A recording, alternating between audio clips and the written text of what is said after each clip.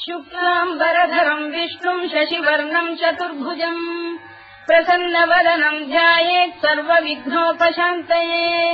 व्यासम् वसिष्ठनप्तारम् शक्तेः स्तोत्रमकल्मषम्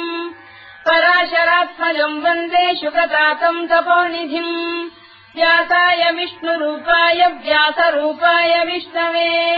नमो वै ब्रह्मनिधये वासिष्ठाय नमो नमः अविकाराय शुद्धाय नित्याय परमात्मने सदैकरूपरूपाय विष्णवे सर्वजिष्णवे यस्य स्मरणमात्रेण जन्म संसारबन्धनात् विमुच्यते नमस्तस्मै विष्णवे प्रभविष्णवे ॐ नमो विष्णवे प्रभविष्णवे श्रीवैशम्पायन उवाच श्रुत्वा धर्मानशेषेण पावनानि च सर्वशः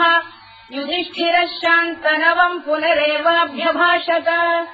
युधिष्ठिर उवाच किमेकम् दैवतम् लोके किम् वाप्येकम् परायणम् स्तुवन्तः कङ्कमर्चन्तः प्राप्नुयुर्मानवा शुभम् को धर्मः सर्वधर्माणाम् भवतः परमो मतः किम् जपन्मुच्यते जन्तुर्जन्म संसारबन्धनात् श्रीभीष्म उवाच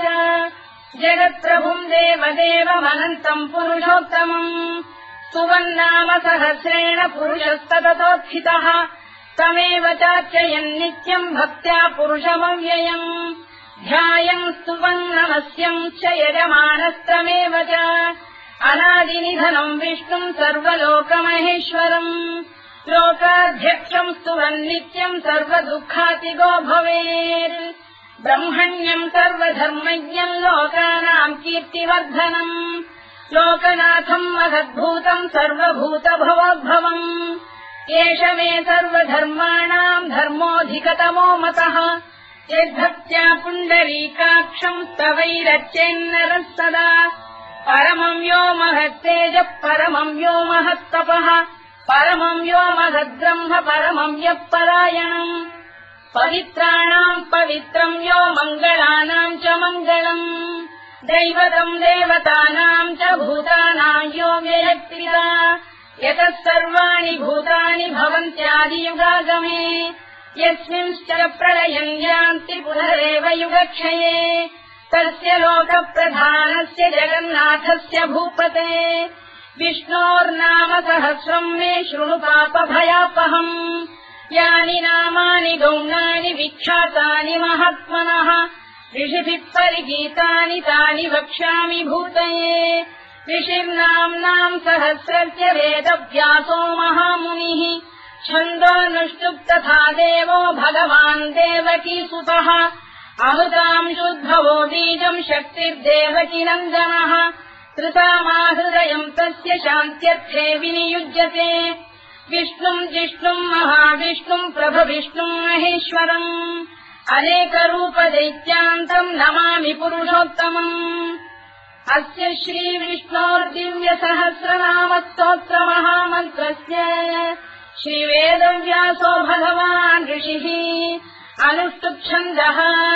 श्रीमहाविष्णुः परमात्मा श्रीमन्नारायणो देवता अमृतांशोद्भवो भानुरिति बीजम् देवकी नन्दन श्रेष्ठेति शक्तिः उद्भवः क्षोभणो देव इति परमो मन्त्रः धर इत्यस्त्रम् रथाङ्गपाणिरक्षोभ्य इति नेत्रम् त्रिसामासामजः सामेति कवचम् आनन्दम् परब्रह्मेति योनिः ऋतुः सुदर्शनकाल इति दिग्बन्धः श्रीविश्वरूप इति ध्यानम् श्रीमहाविष्णुप्रीत्यर्थे सहस्रनाम जपे विनियोगः ध्यानम् श्रीयोगम् तत्प्रदेशे शुचिमणिविलसत्सैकते मौक्तिकानाम् मालाक्लुप्तासनस्थ स्फटिकमणिनिभैर्मौक्तिकैर्मण्डिताङ्गः शुभ्रैरभ्रैररभ्रैरुपरि विरचितैर्मुक्तपीयूषवर्षैः आनन्दीनः पुनीयादरिनलिन गदा शङ्खपाणिर्मुकुन्दः भूः पादौ यस्य नाभिर्विहरसुरनिलश्चन्द्रसूर्यौ च नेत्रे कर्णावाशा शिरोद्यौर्मुखमपि दहनो यस्य वास्तेयमब्धिः अन्तस्थम् यस्य विश्वम् सुरनरखगो भोगि गन्धर्वदैत्यैः चित्रम् रम्यते तम् त्रिभुवन वपुषम् विष्णुमीशम् नमामि। ॐ नमो भगवते वासुदेवाय। शान्ताकारम् भुजगशयनम् पद्मनाभम् सुरेशम् विश्वाधारम् गगनसदृशम् मेघवर्णम् शुभाङ्गम् लक्ष्मीकान्तम् कमलनयनम् योगिधृध्यानगम्यम् वन्दे विष्णुम् भवभयहरम् सर्वलोकैकनाथम् मेघश्यामम् पीतकौशेयवासम् श्रीवत्साङ्कम् कौस्तुभोद्भासिताङ्गम् पुण्योपेतम् पुण्डरीकायताक्षम् विष्णुम् वन्दे सर्वलोकैकनाथम् नमः समस्तभूतानामादिभूताय भूभृते अनेकरूपरूपाय विष्णवे प्रभविष्णवे सशङ्खचक्रम् सकिरीटकुण्डलम् सपीतवस्त्रम् सरसीरुभेक्षणम् सहारवक्षस्थलशोभिकौस्तुभम् नमामि विष्णुम् शिरसा चतुर्भुजम् छायायाम् पारिजातस्य हेमसिंहासनोपरि आसीनमम्बुदश्याममायताक्षमलङ्कृतम् चन्द्राननम् चतुर्बाहुम् श्रीवत्साङ्कितवक्षसम् रुक्मिणी सत्यभामाभ्याम् सहितम् कृष्णमाश्रये।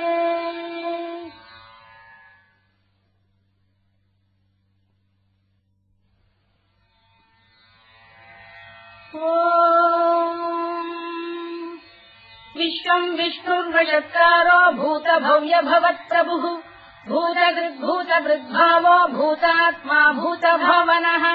भूतात्मा परमात्मा च मुक्तानाम् परमागतिः अव्ययः पुरुषः साक्षी क्षेत्रज्ञोऽक्षर एव च योगो योगविदाम् नेता प्रधानपुरुषेश्वरः नारसिंहवपुः श्रीमान् केशवः पुरुषोत्तमः सर्वः शर्वः शिवस्थाणुर्भूतादिर्निधिरव्ययः सम्भवो भावनो भर्ता प्रभवः प्रभुरीश्वरः स्वयम्भूः शम्भुरादित्यः पुष्कराक्षो महास्वनः अनादिनिधनो धाता विधाता धातुरुत्तमः अप्रमेयो ऋषिकेशः पद्मनाभोऽमरप्रभुः विश्वकर्मा मनुस्पष्टास्थविष्ठस्थविरो ध्रुवः अग्राह्यः शाश्वतः कृष्णो लोहिताक्षप्रदर्दनः प्रभूतस्त्रिककुब्धाम पवित्रम् मङ्गलम् परम् ईशानप्राणदप्राणो ज्येष्ठः श्रेष्ठः प्रजापतिः हिरण्यगर्भो भूगर्भो माधवो मधुसूदनः ईश्वरो विक्रमी धन्वी मेधावी विक्रमक्रमः अनुत्तमो दुराधर्ष कृतज्ञः कृतिरात्मवान् सुरेशः शरणम् शर्म विश्वरेता प्रजाभवः अधः संवत्सरो व्यालप्रत्ययः सर्वदर्शनः अजः सर्वेश्वरः सिद्धः सिद्धिः सर्वादिरच्युतः वृषाकपिरमेयात्मा सर्वयोगविनिःसृतः वसुर्वसुमनः सत्यः समात्मा संविदः समः अमोघः पुण्डरीकाक्षो वृषकर्मा वृषाकृतिः रुद्रो बहुशिरा बभ्रुर्विश्वयोनिः शुचिश्रवाः अमृतः शाश्वतस्थाणुर्वरारोहो महातपाः सर्वदः सर्वविद्वानुर्विश्वरवित्कविः लोकाध्यक्षः सुराध्यक्षो धर्माध्यक्षकृताकृतः चतुरात्मा चतुर्व्यूहश्चतुर्दंष्टश्चतुर्भुजः भ्राजिष्णुर्भोजनम् भोक्ता सहिष्णुर्जगदादिजः अनभो विजयो जेता विश्वयोनिः पुनर्वसुः कुपेन्द्रो वामनः प्रांशुरमोघः शुचिरूर्जितः अतीन्द्रः सङ्ग्रहः सर्गो धृतात्मा नियमो यमः वेद्यो वैद्यः सदा योगी वीरः माधवो मधुः अतीन्द्रियो महामायो महोत्साहो महाबलः महाबुद्धिर्महावीर्यो महाशक्तिर्महाद्युतिः अनिर्देश्यवपुः श्रीमान् अमेयात्मा महाधृधृत् महेश्वासो महीभर्ता श्रीनिवासः सताङ्गतिः अनिरुद्धः सुरानन्दो गोविन्दो गोविदाम्पतिः मरीचिर्दमनो हंसः सुपर्णो भुजगोत्तमः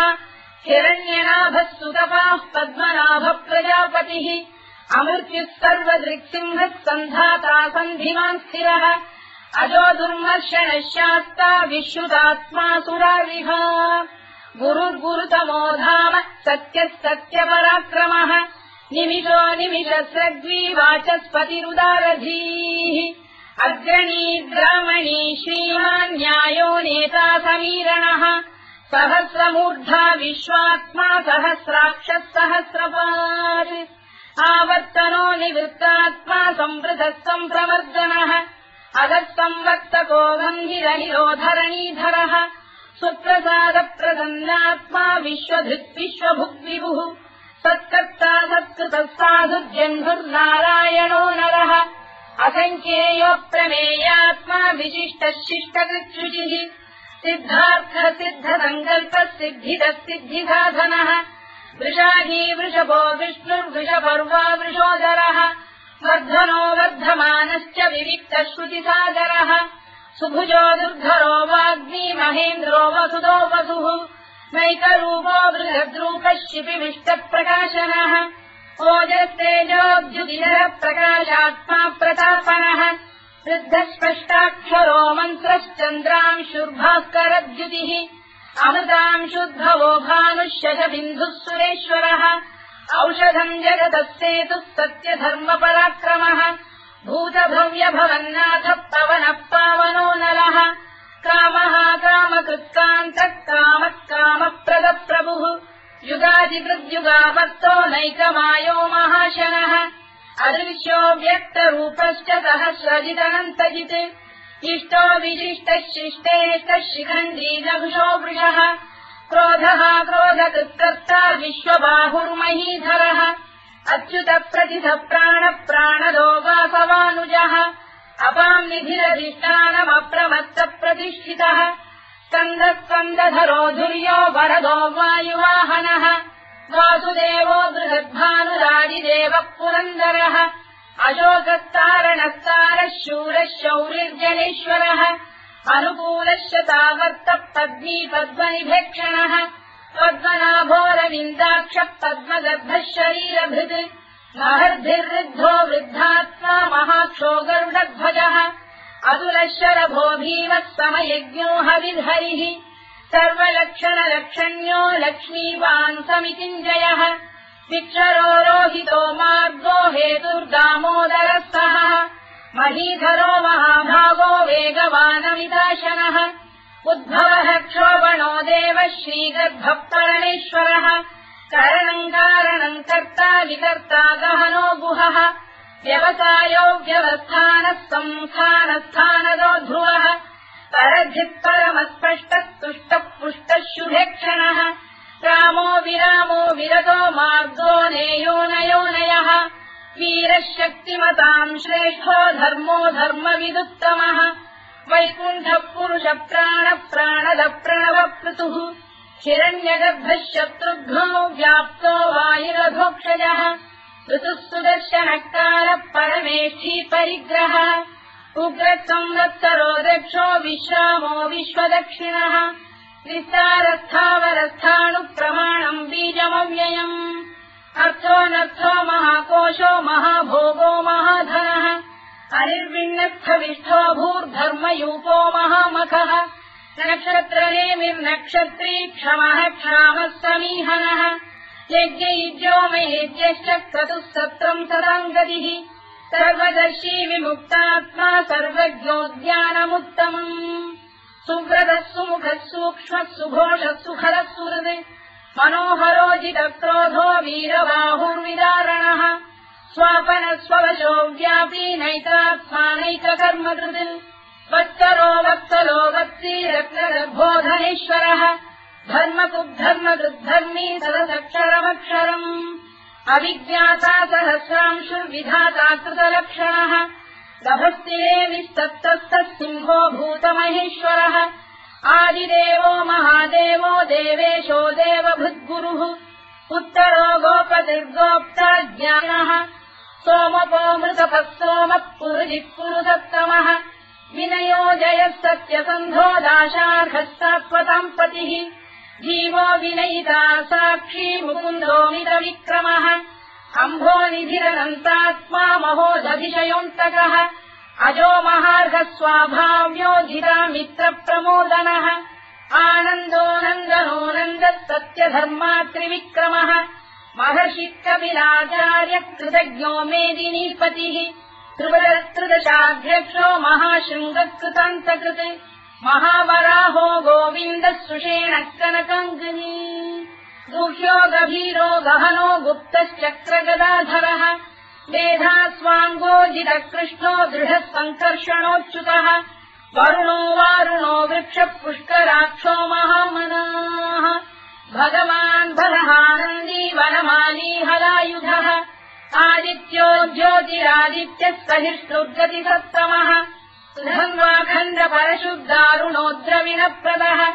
दिवस्कृत् सर्वदृत्यासो वाचस्पतिरयो निजः कृतामासामगस्साम निर्वाणम् भेषजम् भिषज सन्न्यासवृक्षमशान्तो निष्ठा शान्तिपरायणम् शुभाङ्गः शान्तिदर्शष्टा कुमुदः कुवलेशयः गोहितो गोपदैर्गोप्ता वृषभाक्षो वृषप्रियः अनिवर्ती निवृत्तात्मा संक्षेप्ताक्षेमकृत् शिवः श्रीवत्सवक्षा श्रीवासः श्रीपतिः श्रीमताम्बरः श्रीधः श्रीधः श्रीनिवासः श्रीनिधिः श्रीविभावनः श्रीधर श्रीकर श्रेयः श्रीमान् लोकत्रयाश्रयः स्वक्षस्वङ्गः शतानन्दो नन्दिर्ज्योतिर्गणेश्वरः विदितात्मा विधेयात्मा तत्कीर्तिच्छिन्न संशयः उदीर्णः सर्वतश्चक्षुरनीशः शाश्वतस्थिरः भूषयो भूषणो भूतिर्विशोकः शोकनाशनः अर्चिष्मानर्चितः कुम्भो विशुद्धात्मा विशोधनः अनिरुद्धो प्रतिरथ प्रद्युम्नोमितविक्रमः कालनेमिनिहा वीरः शौरिः शूरजनेश्वरः त्रिलोकात्मा त्रिलोकेशः केशवः केशिहा हरिः कामदेवः कामपालः कामी कान्तकृतागमः अनिर्देश्य वपुर्विष्णुर्वीरोऽनन्तो धनञ्जयः ब्रह्मण्यो ब्रह्मकृद्ब्रह्मा ब्रह्म ब्रह्मनिवर्धनः ब्रह्मविद्ब्राह्मणो ब्रह्मी ब्रह्मज्ञो ब्राह्मणप्रियः महाक्रमो महाकर्मा महातेजा महोरगः महाक्रतुर्महायज्वा महायज्ञो महाहविः स्तव्यस्तव प्रियस्तोत्रम् स्तुतिस्तोतारणप्रियः पूर्णः पूरयिता पुण्यः पुण्यकीर्तिरनामयः मनोजवस्तीर्थकरो वसुदेता वसुप्रदः वसुप्रदो वासुदेवो वसुर्वसुमनाहविः सद्गतिः सत्कृतिः सत्ता सद्भूतिः सत्परायणः शूरसेनो यदुश्रेष्ठः सन्निवासः सुयामुनः भूतावासो वासुदेवः सर्वासु निलयो नलः दत्तः दत्पदो दृप्तो दुर्धरोऽथापराजितः विश्वमूर्तिर्महामूर्तिर्दीप्तमूर्तिरमूर्तिमान् अनेकमूर्तिरव्यक्तः शतमूर्तिः शताननः एकोनैकस्तवक्तः किम् यत्तत्पदमनुत्तमम् लोकबन्धुर्लोकनाथो माधवो भक्तवत्सलः सुवर्णवर्णो हेमाङ्गो वराङ्गश्चन्दनाङ्गदी वीरः विषमः शून्यो घृता क्षीरजरश्चरः अमानी मानदो मान्यो लोकस्वामी त्रिलोकधृत् सुमेधा मेधजो धन्यः सत्यमेधाधराधरः तेजो वृषोऽद्युतिधरः सर्वशस्त्रभृताम्बरः प्रग्रहो निग्रहो व्यग्रो नैकशृङ्गो गदाग्रजः चतुर्मूर्तिश्चतुर्बाहुश्चतुर्व्यूहश्चतुर्गतिः चतुरात्मा चतुर्भावश्चतुर्वेदविदेकपात् समावर्तो निवृत्तात्मा दुर्जयो दुरतिक्रमः दुर्लभो दुर्गमो दुर्गो दुरावासो दुरारिः शुभाङ्गो लोकतारङ्गः सुतन्तु वर्धनः इन्द्रकर्मा महाकर्मा कृतकर्मा कृतागमः उद्भवः सुन्दरः सुन्दो रक्तनाभः सुलोचनः अल्पो वाजसनः शृङ्गी जयन्तः सर्वविद्ययी सुवर्णबिन्दुरक्षोभ्यः सर्ववागीश्वरेश्वरः महाह्रदो महागर्तो महाभूतो महानिधिः कुमुदकुन्दरकुन्दः पर्जन्यः पावनो निलः अमृताशोऽमृतवपुः सर्वज्ञः सर्वतोमुखः सुलभः सुव्रतः सिद्धः शत्रुजिच्छत्रुतापनः व्यग्रोधोदुम्बरोश्चक्षाणूरान्ध्रैषूदनः सहस्रार्चिः सप्तजिह्वः सप्तैधाः सप्तवाहनः अमूर्तिरनघोचिन्त्यो भयगृद्भयनाशनः अणुबृहत्कृशस्थूलो गुणभृन्निर्गुणो महान् अधृतस्वधृतस्वास्य प्राग्वंशो वंशवर्धनः भारभृत्कथितो योगी योगीशः सर्वकामदः आश्रमश्रवणः क्षामः सुपर्णो वायुवाहनः धनुर्धरो धनुर्वेदो दण्डो दमयिता दमः अपराजितः सर्वसहो नियन्ता नियमो यमः सत्त्ववान् सात्विकः सत्यः सत्यधर्मपरायणः अभिप्रायप्रियार्होः प्रियकृत्प्रीतिवर्धनः विधायतगतिर्ज्योतिः सुरुचित्कुतभुक्तिभुः रविर्विरोचनः सूर्यः कवितारनिलोचनः अनन्तो हुतबुद्भोक्ता सुखदो नैकजोऽग्रजः अनिर्विण्णः सदामर्षी लोकाधिष्ठानमद्भुतः सनातनतमः कपिलः कपिरव्ययः स्वस्तिदः स्वस्तिकृत् स्वस्ति स्वस्तिभुक् स्वस्ति दक्षिणः अरौद्रः कुण्डली चक्री विक्रम्यूर्जितशासनः शब्दातिकः शब्दसः शिशिरः शर्वरीकरः अक्रूरप्रेशलो दक्षो दक्षिणः क्षमिणाम्बरः विद्वत्तमो वीतभयः पुण्यश्रवणकीर्तनः उत्तारणो दुष्कृतिः पुण्यो दुःस्वप्ननाशनः वीरः रक्षणः सन्तो जीवनः पर्यवस्थितः अनन्तरूपोऽनन्तश्रीर्जितमन्युर्भयापहः चतुरश्रो गभीरात्मा विदिशो व्यादिशो दिशः अनाधिर्भूर्भुवो लक्ष्मी सुवीरो रुचिराङ्गदः जननो जनजन्मादिर्भीमो भीमपराक्रमः आधारनिलयो धाता पुष्पहासः प्रजागरः ऊर्ध्वरः सत्त्वथाचार प्राणः प्रणवप्रणः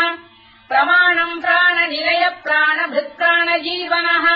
तत्त्वम् तत्त्वविदेकात्मा जन्ममृत्युजरातिगः भूर्भुवः स्वस्तरुस्तारः सविता प्रपितामहः यज्ञो यज्ञपतिर्यज्वा यज्ञाङ्गो यज्ञवाहनः यज्ञभृद्यज्ञकृद्यज्ञी यज्ञभुक्यज्ञसाधनः यज्ञान्तकृद्यज्ञगुह्यमन्नमन्नाद एव च आत्मयोनिः स्वयम् जातो वैखानः सामगायनः देवकीनन्दनः स्रष्टा क्षितीशः पापनाशनः शङ्खबृन्नन्दकी चक्रीशाङ्गधन्वा गदाधरः तथाङ्गपाणिरक्षोभ्यः सर्वप्रहरणायुधः सर्वप्रहरणायुध ओम् नम इति परमाली गरीशाङ्गी शङ्खी चक्री च नन्दकी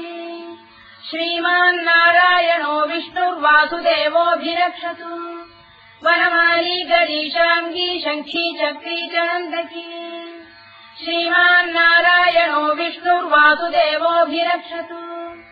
वनमाली गरीशाङ्गी शङ्खी चक्री च नन्दकी श्रीमान्नारायणो विष्णुर्वासुदेवोऽभिरक्षतु इतीदम् कीर्तनीयस्य केशवस्य महात्मनः नाम्नाम् सहस्रम् दिव्यानामशेषेण प्रकीर्तितम् य इदम् शृणुयाम् नित्यम् यश्चापि परिकीर्तयेत् नाशुभम् प्राप्नुयात् किञ्चित् सोमुत्रेह च मानवः वेदान्तको ब्राह्मणस्य क्षत्रियो विजयी भवेत् वैश्यो धनसमृद्धस्य क्षुद्रः सुखमवाप्नुयात् धर्मार्थी प्राप्नुयात् धर्ममर्थार्थी चार्थमाप्नुयात् कामानवाप्नुयात् कामी प्रजार्थी चाप्नुयात् प्रजाम् भक्तिमान् यः सदोत्थाय शुचिस्तद्गतमानसः सहस्रम् वासुदेवस्य नाम्नामेतत् प्रकीर्तयेत् यश प्राप्नोति विपुलम् याति प्राधान्यमेव च अजलाम् श्रियमाप्नोति श्रेयः प्राप्नोत्यनुत्तमम् न भयम् क्वचिदाप्नोति वीर्यम् तेजश्च विन्दति भवत्य रोगोद्युतिमान् बलरूपगुणान्वितः रोगात्तो मुच्यते रोगात् बद्धो मुच्येत बन्धनात् भयान्मुच्येत भीतस्तु मुच्येतापन्न आपदः दुर्गाण्यतितरस्याशु पुरुषः पुरुषोत्तमम् सुवन्नाम सहस्रेण नित्यम् भक्तिसमन्वितः वासुदेवाश्रयो मर्त्यो वासुदेवपरायणः सर्वपापविशुद्धात्मा याति ब्रह्म सनातनम् न वासुदेव भक्तानामशुभम् विद्यते क्वचित् जन्म मृत्युजरा व्याधि भयम् नैवोपजायते इमम् स्तवमधीयान श्रद्धा भक्ति समन्वितः युज्येतात्मसुखक्षान्ति श्रीधृति स्मृतिकीर्तिभिः न क्रोधो न च मात्सर्यम् न लोभो न शुभामतिः भवन्ति कृतपुण्यानाम् भक्तानाम् पुरुषोत्तमे द्यौस्तचन्द्रार्कनक्षत्राखम् दिशो भूर्महोदधिः वासुदेवस्य वीर्येण विधृतानि महात्मनः ससुरासुरगन्धर्वम् स यक्षोरगराक्षसम् जगत्वशे वत्ततेदम् कृष्णस्य सचराचरम् इन्द्रियाणि मनो बुद्धिः सत्त्वम् तेजो बलम् धृतिः वासुदेवात्मकान्याहुः क्षेत्रम् क्षेत्रज्ञ एव च सर्वागमानामाचार प्रथमम् परिकल्पते आचार प्रभवो धर्मो धर्मस्य प्रभुरच्युतः ऋषयपितरो देवा महाभूतानि धातवः जङ्गमा जङ्गमम् चेदम् जगन्नारायणोद्भवम् योगो ज्ञानम् तथा साङ्ख्यम् विद्या शिल्पादिकर्म च वेदाः शास्त्राणि विज्ञानमेतत् सर्वम् जनार्दनात् एको विष्णुर्महद्भूतम् पृथग्भूतान्यनेकशः त्रीन् लोकान् व्याप्य भूतात्मा भुङ्क्ते विश्वभुवव्ययः इमम् स्तवम् भगवतो विष्णो व्यासेन कीर्तितम् पठेद्य इच्छेत् पुरुषः श्रेयत् प्राप्तुम् सुखानि च विश्वेश्वरमजम् देवम् जगतः प्रभुमव्ययम् भजन्ति ये पुष्कराक्षम् न ते यान्ति पराभवम् ओन्नमयिति अर्जुनोवाच पद्मपत्रविशालाक्ष पद्मनाभसुरोत्तम भक्तानामनुरक्तानाम् त्राता भव जनार्दन श्रीभगवानुवाच यो माम् नाम सहस्रेण स्तोतुमिच्छति पाण्डव सोऽहमेकेन श्लोकेन स्तुत एव न संशयोऽन्नम इति व्यासोवाच वासनाद्वासुदेवस्य वासितम् भुवनत्रयम् सर्वभूतनिवासोऽसि वासुदेव नमोऽस्तु ते वासुदेव नमोऽस्तु ओन्नम इति पार्वत्युवाच केनोपायेन लघुना विष्णोर्नाम सहस्रकम् पठ्यते पण्डितैर्नित्यम् श्रोतुमिच्छाम्यहम् प्रभो ईश्वरोवाच श्रीराम राम रामेति रमे रामे मनोरमे सहस्रनाम तत्तुल्यम् राम नाम वरानने श्रीराम राम रामेति रमे रामे मनोरमे सहस्रनाम तत्तुल्यम् राम नाम वरानने श्रीराम राम रामेति रमे रामे मनोरमे सहस्रनाम तत्तुल्यम् राम नाम वरानने राम नाम वराननमोन्नम इति ब्रह्मोवाच